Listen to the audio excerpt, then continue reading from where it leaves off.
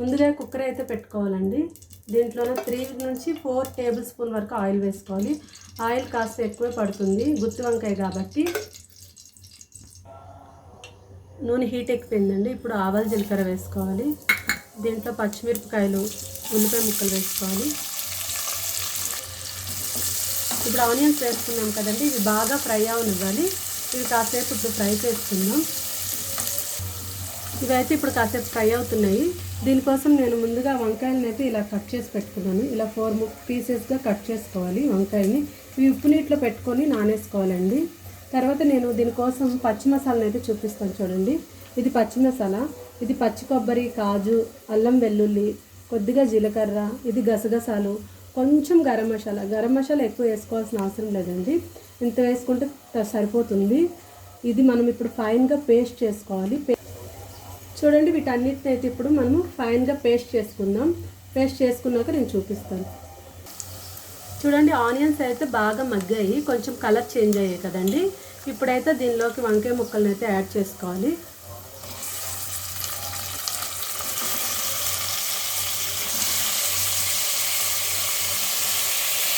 వంకాయ ముక్కల్ని ఇలాగా హై ఫ్లేమ్లో ఇలాగా మనం కలుపుకోవాలండి. హై ఫ్లేమ్లో కలుపుకుంటే వంకాయ బాగా మగ్గుతుంది.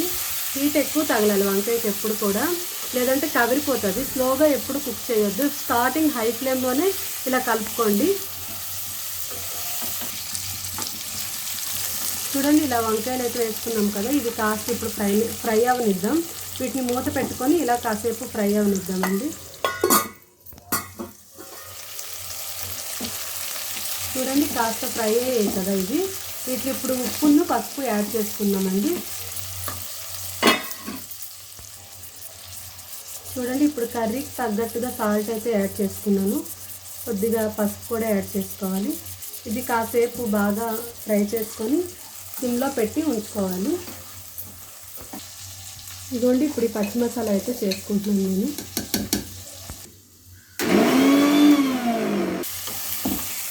చూడండి ఇప్పుడు వంకాయలు అయితే బాగా మగ్గిపోయాయి కదా.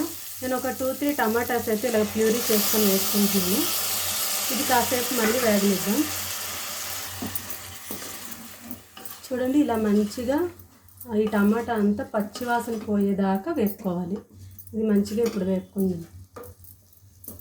ఇది మంచిగా ఫ్రై అయ్యేదాకా ఒక 2-3 మినిట్స్ మూత పెట్టి సిమ్లో కుక్ చేసుకుందాం. ఆయిల్ పైకి తేలే వరకు కుక్ చేసుకోవాలి.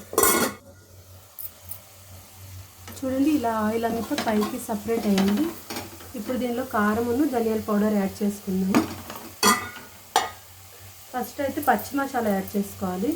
నేను ఇందాక పేస్ట్ చేసుకున్నా కదండి పచ్చి మసాలా, అదైతే యాడ్ చేసుకుంటున్నాను.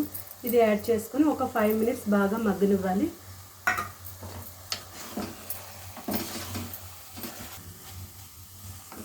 చూడండి చక్కగా మసాలాంతా వంకాయ పట్టింది. ఇప్పుడు కారము ధనియాల పౌడర్ యాడ్ చేసుకుందాం. ఇప్పుడు 1 స్పూన్ దాకా కారం అయితే యాడ్ చేసుకోండి. మా పిల్లలు కొద్ది చప్పగానే తింటారు, అందుకని నేను 1 స్పూన్ వేసుకున్నాను. మీకు కనుక కొంచెం కారం తినాలనిపిస్తే కాస్త ఎక్కువ వేసుకోండి. 1.5 స్పూన్ అయితే ధనియాల పౌడర్ వేసుకోండి. ఇది మంచిగా కలిసేలా కలుపుకోవాలి. చూడండి మొత్తం ఆయిల్ అయితే నీట్గా ఫ్రై అయిపోయింది వంకాయ అయితే. ఇప్పుడు కొద్ది వాటర్ యాడ్ చేసుకొని ఒక 2 మినిట్స్ సిమ్లో మగ్గించుకుంటే చాలు. ఎంతో టేస్టీ అయిన కర్రీ అయితే రెడీ అవుతుంది. చూపిస్తాను చూడండి. ఇప్పుడైతే ఈ మసాలా వాటర్ని కొద్దిగా ఇందులో యాడ్ చేసుకుందాం.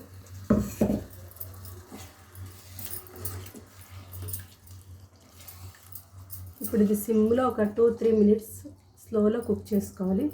అన్ని మసాలాలు వంకాయకి బాగా పడతాయి కాబట్టి. చూడండి ఇప్పుడు వాటర్ వేసుకున్నాం కదా, కాసేపు ఒక 5 మినిట్స్ స్లోలో మూత పెట్టి కుక్ చేసుకుందాం. చూడండి 5 మినిట్స్ తర్వాత ఆయిల్ ఎలా పైకి తేలిందో. చాలా ఎమ్మీగా ఉంది, అసలు చూస్తేనే నోరూరుతుంది కదా. ఇది మా ఆంధ్ర స్పెషల్ అండి, చాలా బాగుంటుంది. ఇది చారన్నంతో తినండి ఇంకా బాగుంటుంది. బగారా రైస్తో కూడా చాలా బాగుంటుందండి.